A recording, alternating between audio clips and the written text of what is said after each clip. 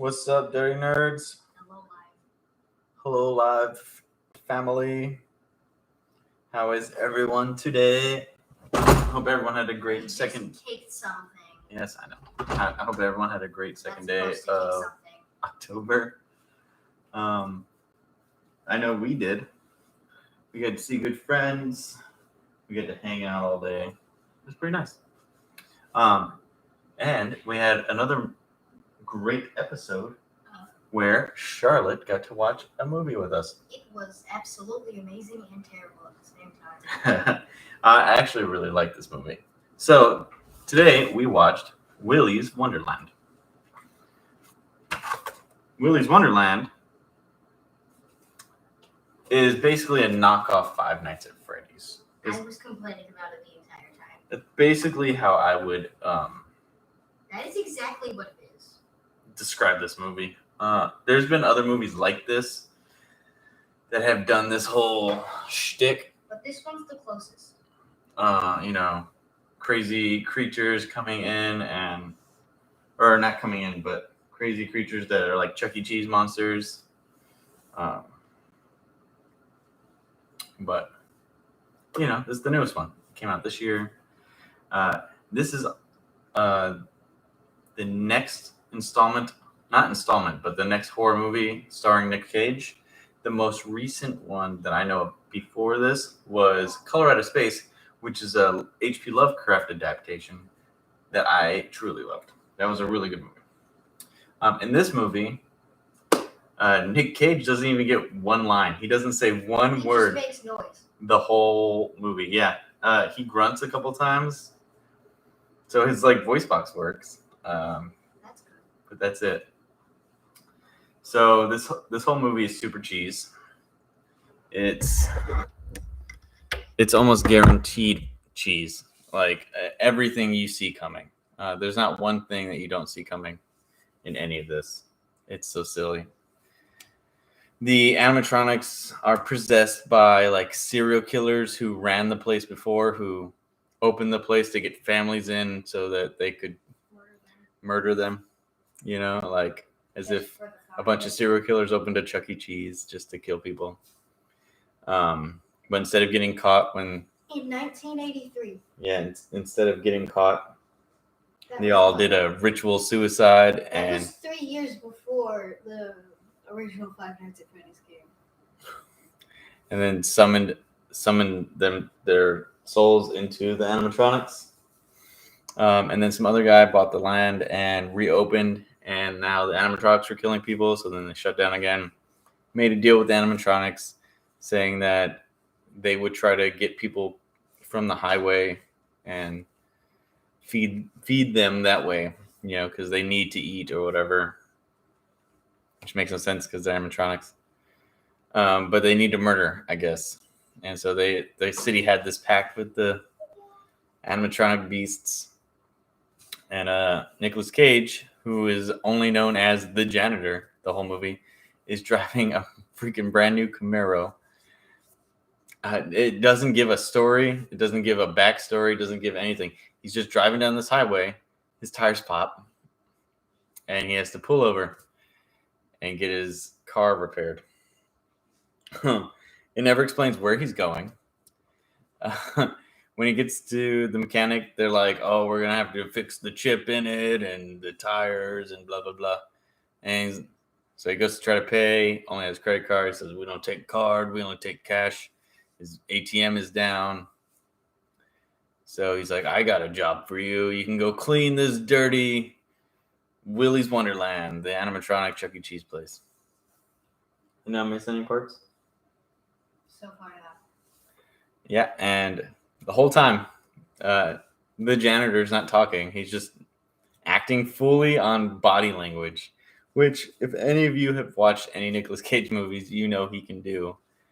He's, I think, one of the greatest actors ever, because he's just insane enough for certain roles.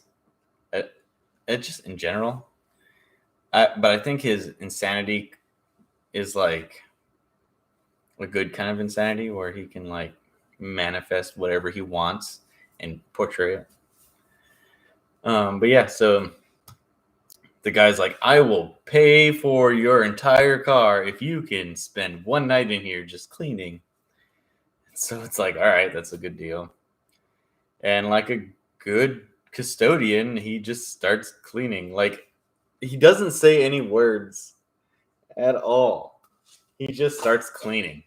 He just starts cleaning the place. He's like, this is what he said. He'll pay for my car if I clean. So that's what I'm going to do. I'm going to clean. Did that seem weird to you too? Yeah. Like, he never stopped cleaning. Not once. No, never. Another big part, which was never explained, is he drank this soda. It wasn't alcohol. It wasn't anything else. Pop. It literally is called Punch Pop. Punch pop. So it was a soda pop named Punch. And he needed to drink it.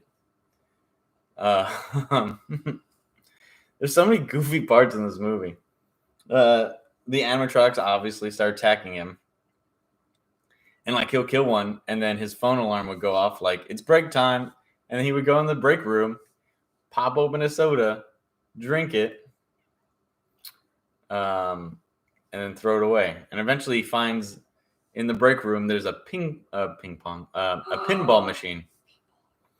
Right? There's a pinball machine, and the pinball machine, I guess, is like the love of his life because he just every time he goes on break, he starts cleaning the pinball machine as he's drinking a soda until eventually it's completely clean. And then Sammy's waking up. And then he starts playing it. Ping pong intensive. Ping pong. Pinball. I was close. And he like gets really into this pinball machine. It's Ooh, so weird. Ping pong. And then like everyone in the town knows about it, but the teenagers, they want to get rid of the place, so they want to burn it down to the ground. So the teenagers go to burn it down, and they realize there's someone inside, so they try to go inside to rescue him. But literally, every time Nick Cage kills one of the monsters, he just puts it in a bag and just keeps cleaning. He doesn't think about anything else but cleaning the place. He cleans surprisingly, like, abnormally fast. Like, he'll clean an entire rec room in, like, an hour. Like, Less than that. It's like 5 minutes. it's so crazy. But yeah, kill a machine, go clean. Take a break, drink a pop, play pinball, go clean.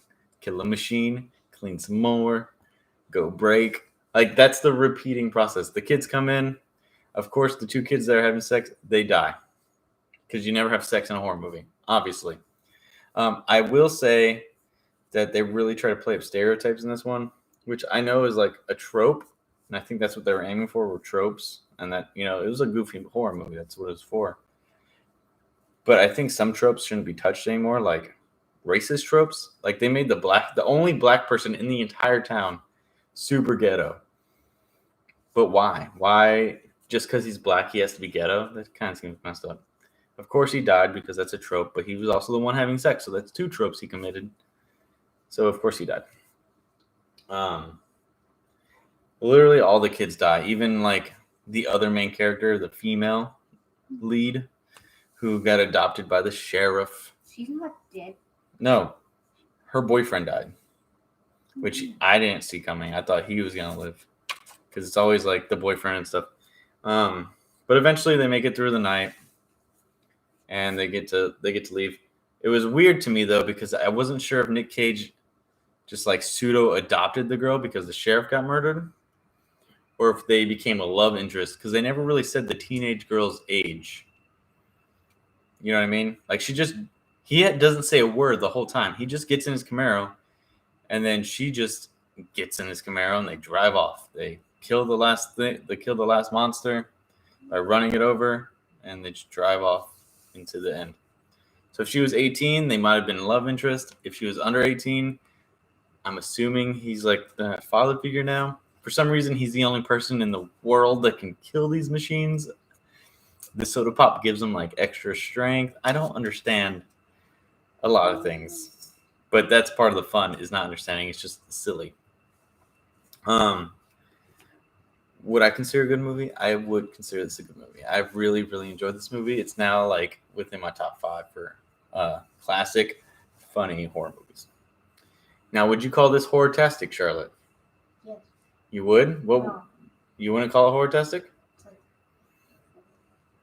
I would say it's horror-tastic. It's got all the horror movie tropes from back in the day. 6.5. It's got a ton of blood, but also oil everywhere chunky blood. because the robots have oil because they're robots, animatrons, whatever.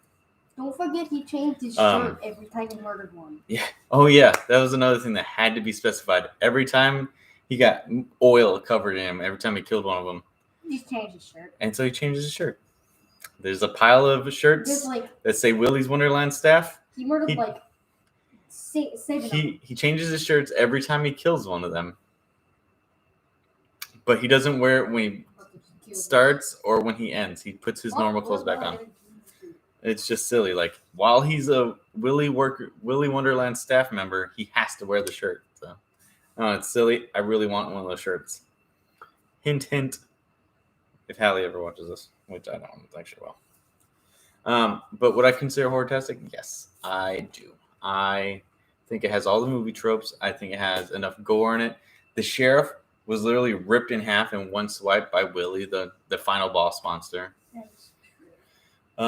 That's why I gave All it the 6.5. teenagers died in some crazy ways, which that was fun and entertaining. There tried to be a couple jump scares that any of the jump scares get you? No. No, they didn't get me either. But they were there.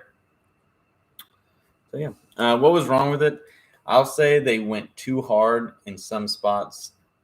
Like I feel like I wish they had added a little bit more horror, like a little bit more, maybe like background sounds or something.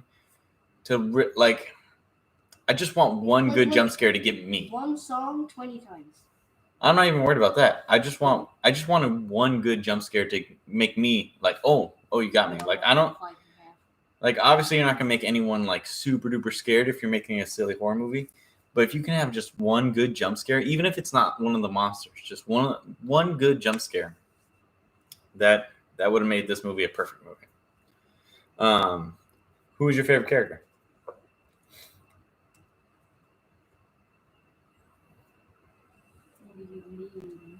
Who's your favorite character in the I movie? don't have one. You didn't like any of them? You didn't like the movie? No. I mean, I did. I really liked the movie. The janitor was really good. Nick Cage, obviously. He's hilarious in this movie. I also like the siren, one of the animatrons. She just wouldn't die. She's terrifying. She also had the easiest costume to cosplay. She's just literally wearing a mask. Some wings. And the knight was really cool. He was the only one with the sword.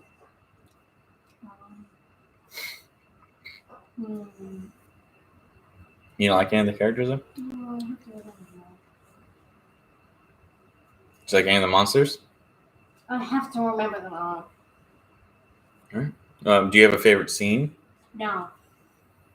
You don't have a favorite scene? No. I think my favorite scene I thought was really cool. The one CGI effect that really stood out to me was Oh yeah, when the alligator coming out of the air vents. It was like jump, jump, jump, jump, jump, jump. That was really cool. I really liked that. I liked the set design for the Sirens area / swamp area / foggy zone, whatever. Surprisingly, because it's a siren. That was cool. That was a cool scene. Well, she wasn't a mermaid or anything. So, They just called her a siren. Let's see what else. Any other good scenes that really stood out? The pinball. The pinball was crazy. He Pinball. started grinding on it and stuff. It was strange. It was very strange. There's there no was nudity one in the scene whole where he movie. was, So slightly intensely cleaning it. yeah, he was really cleaning this thing. I don't know. Fun facts. Let's look up some fun facts. Fun facts. Okay, so we got that pinball dance that he does. That was completely improvised by him. Punch the fictional. It's an energy drink Nicolas Cage drinks in the movie. Has a text, a fistful of caffeine for your kisser on the can. So a ton of caffeine for your mouth. Screenplay was high on Bloodlust, a list of highly anticipated genre scripts. Cool. Nicolas Cage produced the movie as he was very protective of the script. Okay. The movie changed name from Wally's Wonderland to Willy's Wonderland. Liv's line, "He's not trapped in there with them, they're trapped in here with him," is a reference to, from The Watchmen. That's why I like this movie so much. The director said it's Pale Rider versus Killer Clowns from Outer Space, which is my favorite horror movie of all time, which we will probably do this sometime this month. The look of Crocodile animatronic was inspired by Russian cartoon Cheburashka. Chiboroska. I don't know.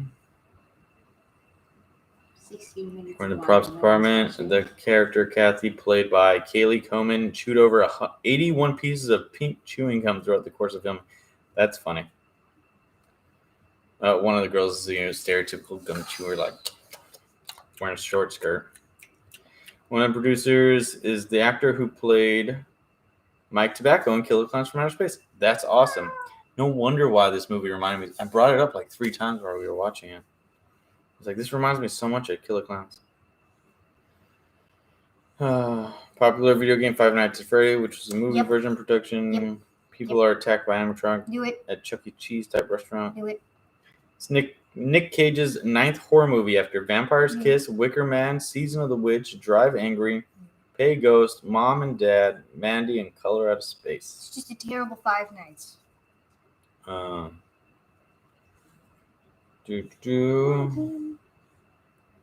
Actor,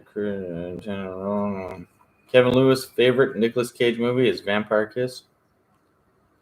Siren Sarah is the only animatronic to be voiced by her suit performer Jessica Graves. The other animatronics are performed and voiced by different people. Nighty Night and Ari Alligator, however, have no voice actors. Interesting. Yeah, Nick Cage has 0 speaking lines. Nick Cage was intrigued by the idea of making a movie without any speaking lines. It's very interesting. The budget for this movie was only $5 million. No. Really? But they did not make that money back.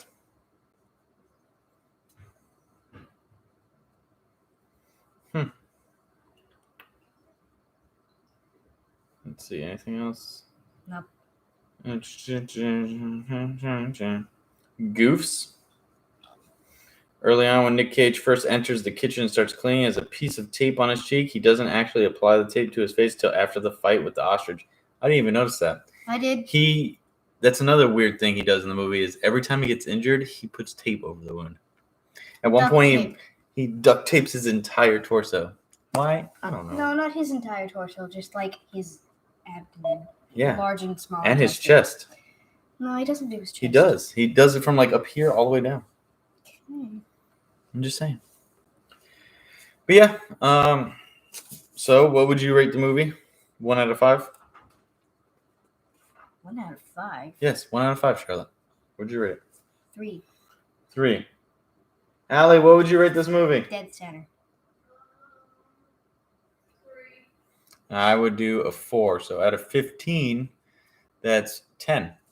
10 out of 15. That's not bad. I would go check it out. If you have Hulu, it's on Hulu for sure. That's where we watched it. Willy's Wonderland. Nick Cage. Gotta look proud at of the camera. It's an amazing movie. Not that. What? The monitor. What are you talking about?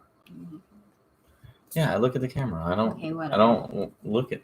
I can look at the camera. Hi, camera people. Does that freak you out more? Or does that make you feel better? I just look.